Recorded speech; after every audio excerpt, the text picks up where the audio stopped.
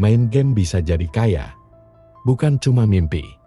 Inilah 5 pro player Mobile Legends dengan penghasilan tertinggi di Indonesia tahun 2025, gaji ratusan juta per bulan, dari turnamen, endorse, hingga streaming. Siapa mereka?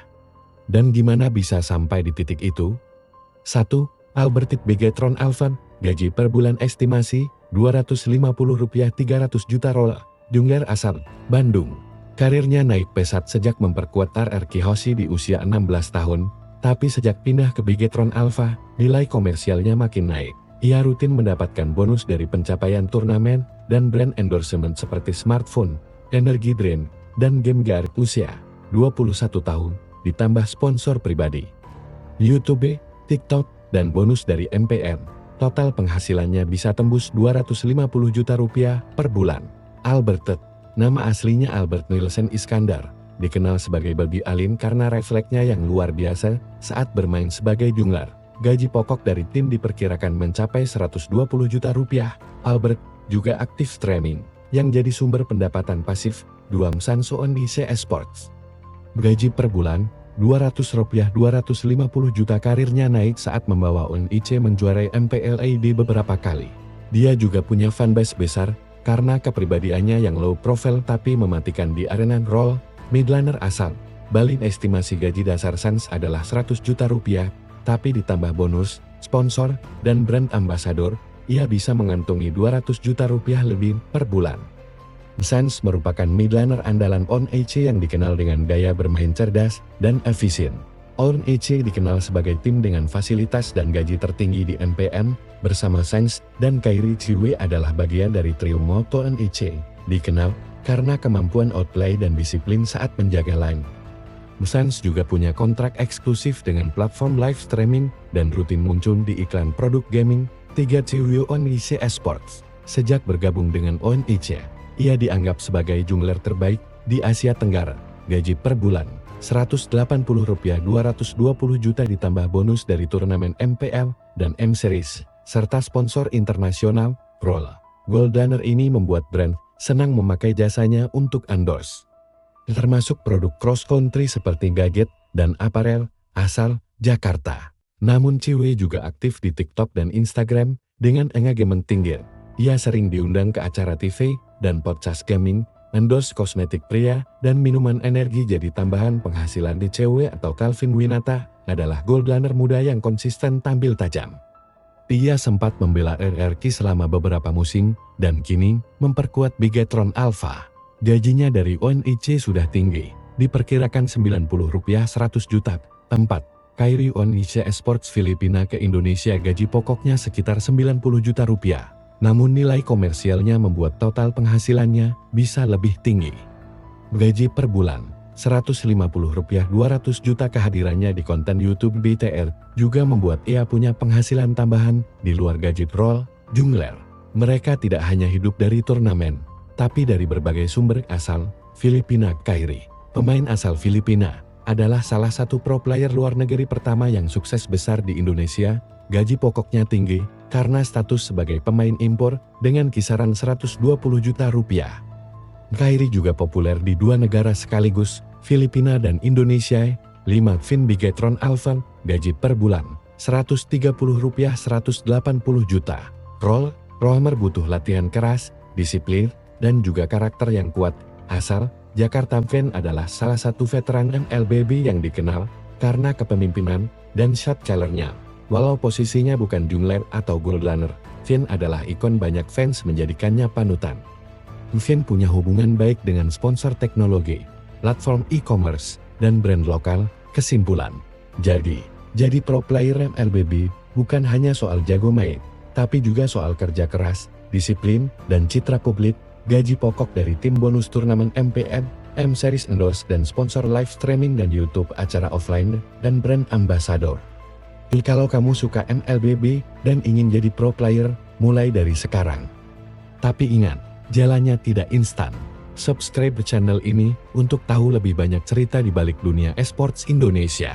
Siapa sangka, anak warnet yang dulu sering dimarahin orang tua karena main game, sekarang bisa menghasilkan ratusan juta rupiah tiap bulan. Tapi jalannya gak semudah itu. dari pemain kecil jadi bintang arena. Menjadi pro player itu bukan cuma soal jago main game. Mereka harus ikut kompetisi di warung kopi, warnet, bahkan kadang taruhan skin, demi bisa nambah jam terbang. Banyak pemain top seperti Luminaire, Verxic, dan Albert memulai dari turnamen kecil. Kisah mereka bukan langsung viral, tapi berkat ketekunan, mereka akhirnya dilirik oleh tim besar, misalnya. Verxic dulu hanya pemain publik biasa, tapi berkat gameplay junglenya yang agresif, ia diajak trial oleh EVOS Legends. Albert dikenal karena sering push rank sambil live streaming, hingga akhirnya dipantau oleh RRQ. Kiboy awalnya hanya rekan sparring, tapi performanya di stream membuat organisasi membuka peluang, seleksi ketat dan latihan keras. Kalau kamu pikir jadi pro player itu enak karena cuma main game, pikir lagi. Sehari-hari, pemain profesional punya jadwal latihan sangat padat. Jam 10 pagi, review gameplay dan diskusi strategi siang hingga sore, scrim atau latihan tim malam, nonton replay pertandingan lawan, dan internal evaluasi. Semua itu dilakukan hampir setiap hari, belum lagi tekanan turnamen besar seperti MPL. Satu kesalahan kecil bisa viral, bisa dipecat, dan karir bisa runtuh dalam semalam. Media sosial, sumber cuan tambahan. Selain gaji dari tim, para pro player juga punya penghasilan dari media sosial. Beberapa contoh. Sim dari RRQ punya channel YouTube yang subscribernya jutaan. Sekali upload bisa dapat belasan juta rupiah dari AdSense. Anti-mic aktif di TikTok dan dikenal dengan gaya komentarnya yang lucu dan savage. Luminaire lebih kalem, tapi punya audiens loyal yang selalu support live-nya di Nimo TV dan TikTok. Donasi, gift, endorse, semua bisa masuk tiap hari.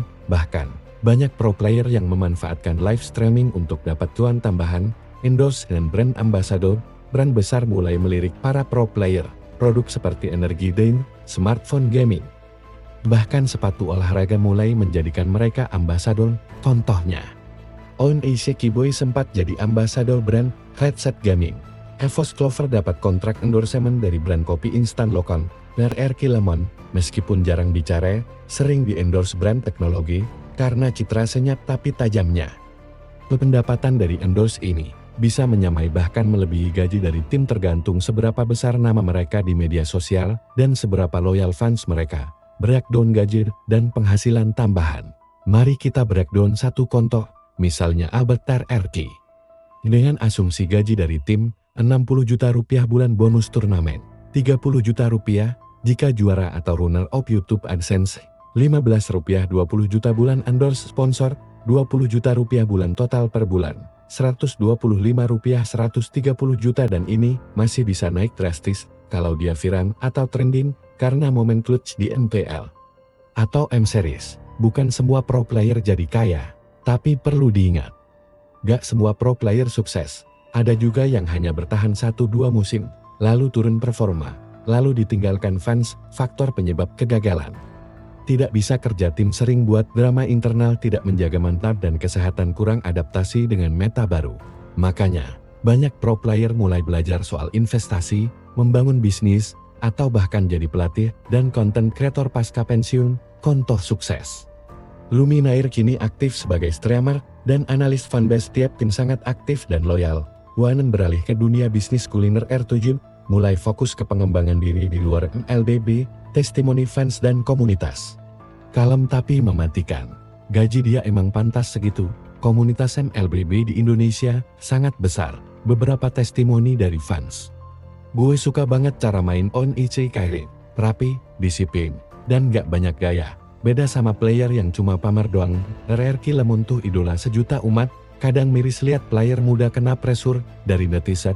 Belum semusim udah dibilang bocah beban. Padahal mereka juga manusia. Itulah kenyataan dunia pro player. Punya fans fanatik, tapi juga haters yang gak kalah ganas. Rotasi tim dan transfer gaji miliaran. Tahukah kamu? Di balik layar, ada sistem transfer seperti di sepak bola. Beberapa pemain dibeli dari tim lawan dengan harga fantastis. Contoh, transfer Kairi dari PHK ONEC Indonesia disebut-sebut menyentuh angka miliaran rupiah. Beberapa player lokal bahkan sempat ditawar oleh tim luar negeri seperti dari Filipina dan Malaysia. Transfer ini termasuk biaya tebus kontrak, gaji baru yang lebih tinggi, bonus signing fee, fasilitas tempat tinggal dan visa kalau pindah negara, kontrak eksklusif dan risiko hukum. Beberapa pro player pernah mengalami konflik dengan tim karena masalah kontrak. Ada kasus dilarang streaming karena hanya boleh di platform tertentu, diputus kontrak karena komentar kontroversial, gaji ditahan karena pelanggaran disiplin. Makanya, sekarang banyak pro player yang punya manajer pribadi atau pengacara yang membantu mengatur kontrak dan keuangan. Menjadi pro player MLB adalah impian banyak anak muda, tapi jalan ke sana penuh perjuangan dan tekanan. Tulis di kolom komentar, siapa pro player favorit kamu dan kenapa dia layak dibayar mahal. Gaji besar. Yeay, kalau kamu masuk 5 besar top player, tapi dibalik itu semua, dibutuhkan disiplin tinggi, adaptasi cepat terhadap meta, branding diri yang konsisten, kepribadian yang positif di mata fans dan sponsor. Kalau kamu bercita-cita jadi pro player, kira-kira siap gak ngejalanin semua tekanan itu?